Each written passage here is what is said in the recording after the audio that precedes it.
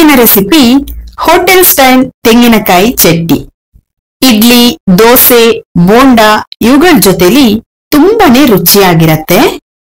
ತೆಂಗಿನಕಾಯಿ ಚಟ್ನಿ ಮಾಡ್ಲಿಕ್ಕೆ ಏನೆಲ್ಲ ಇಂಗ್ರೀಡಿಯೆಂಟ್ಸ್ ಬೇಕು ಅಂತ ನಾನು ಡಿಸ್ಕ್ರಿಪ್ಷನ್ ಬಾಕ್ಸ್ ನಲ್ಲಿ ಕೊಟ್ಟಿರ್ತೀನಿ, ದಯವಿಟ್ಟು ಚೆಕ್ ಮಾಡಿ.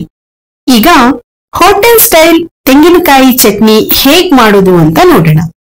ನಾನಿಲ್ಲಿ ಒಂದು ಮಿಕ್ಸಿ ಜಾರಿಗೆ 1 ಕಪ್ ಆಗುವಷ್ಟು ತೆಂಗಿನಕಾಯಿನ ತುರಿದ್ಬಿಟ್ಟು ಹಾಕೊಂಡಿದ್ದೀನಿ.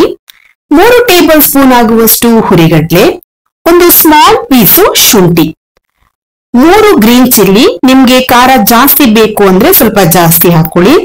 ರುಚಿಗೆ ಉಪ್ಪು, 1 ಟೀ ಸ್ಪೂನ್ ಆಗುವಷ್ಟು ಹುಣಸೆ ಹಣ್ಣು, ಸ್ವಲ್ಪ ನೀರನ್ನ ಹಾಕಿ ಮಿಕ್ಸಿ ಮಾಡ್ಕೊಳ್ಬೇಕು. ಈಗ ಮಿಕ್ಸಿ ಮಾಡ್ಕೊಂಡಾಗಿದೆ, ಇದನ್ನ ಒಂದು ಬೌಲಿಗೆ ಹಾಕೊಳ್ಳೋಣ. ಈಗ ಚಟ್ನಿಗೆ ಒಗ್ಗರಣೆನ ರೆಡಿ ಮಾಡ್ಕೊಳ್ಳೋಣ. ಒಂದ್ ಪಾತ್ರೆನ ಬಿಸಿ ಮಾಡ್ಲಿಕ್ಕೆ ಇಟ್ಕೊಂಡು 1 ಟೇಬಲ್ ಸ್ಪೂನ್ ಆಗುವಷ್ಟು ಆಯಿಲ್ ಅನ್ನ ಹಾಕೊಳ್ಬೇಕು. ಆಯಿಲ್ ಚೆನ್ನಾಗಿ ಬಿಸಿ ಆದ್ಮೇಲೆ 1 ಟೀ ಸ್ಪೂನ್ ಆಗುವಷ್ಟು ಸಾಸಿವೆನ ಹಾಕಿ, ಸಾಸಿವೆ ಚಟಪಟ ಅಂದ್ಮೇಲೆ 8 ರಿಂದ 10 ಕರಿಬೇವಿನ ಎಲೆಗಳನ್ನ ಹಾಕೊಳ್ಬೇಕು. ಕರಿಬೇವಿನ ಎಲೆಗಳನ್ನ ಹಾಕೊಂಡು ಗ್ಯಾಸ್ ಅನ್ನ ಆಫ್ ಮಾಡಿ ಮಾಡಿಟ್ಟಿರೋ ಚಟ್ನಿಗೆ ಒಗ್ಗರಣೆನ ಹಾಕೊಳ್ಬೇಕು.